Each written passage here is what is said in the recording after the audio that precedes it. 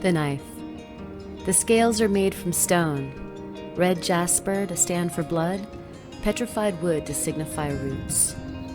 This is my grandfather. He introduced me to working with metal and stone. This knife is about the bond of family and is for my dad to the left in blue. We love rock hounding together, and on that very same trip, I got some slabs with the notion to make a functional gift that reflected my appreciation.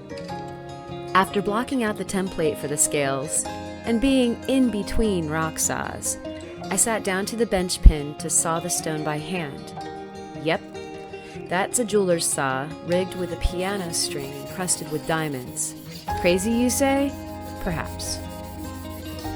They made a lot of tools before we had machines and motors. It feels good to make something powered by elbow grease.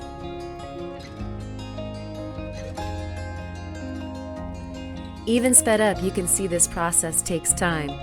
I would say that the petrified wood and the jasper were right around a 7 on the Mohs hardness scale, the jasper putting up a little bit more fight than the pet wood.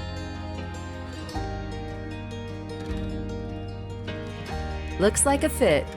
Time to grab that Fordham loaded with a diamond burr and make some rivet holes.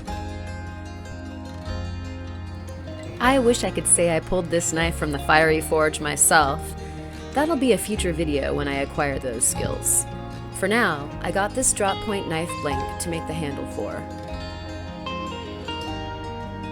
After both scales are cut to size and those holes are drilled with painstaking, absolute precision, the knife is ready to epoxy. In hindsight, I would have brought the flat planes of the scales to a good pre-polish on the lap machine before mounting them. The other way took way longer. Chalk it up to learning, as this is my first knife attempt.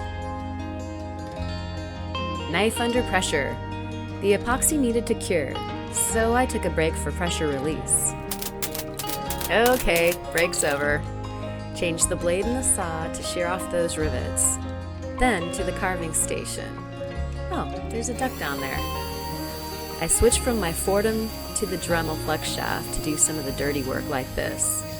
It's loaded with a diamond burr, about 100 mesh, to grind the shape of the handle down. You can see that I've already beveled down the top ridges of the handle, and there's plenty of carving to go to make the finger spaces in the grip feel just right. I've covered the blade with tape to protect it, and me from getting cut. There's a lot of time to think when working like this. It's a meditation.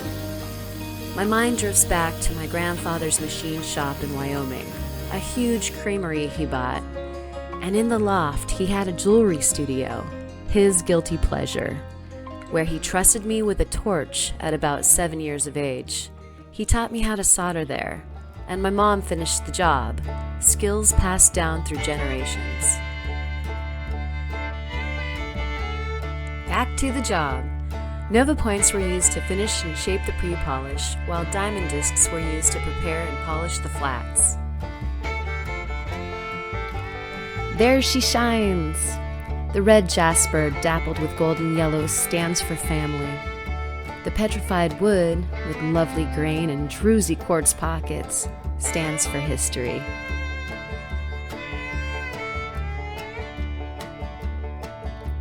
So the idea was to create a usable thing that reflected where and what we came from. From the skills earned on the ranch in Wyoming, there's my opa as a kid, to the left on the ground, to the South Dakota ranch my dad handed down his experiences from. He loved the knife. Thank you for watching. Subscribe, let me know what you think in the comments. Follow us on Instagram. And for more, check us out at ozonefineart.com.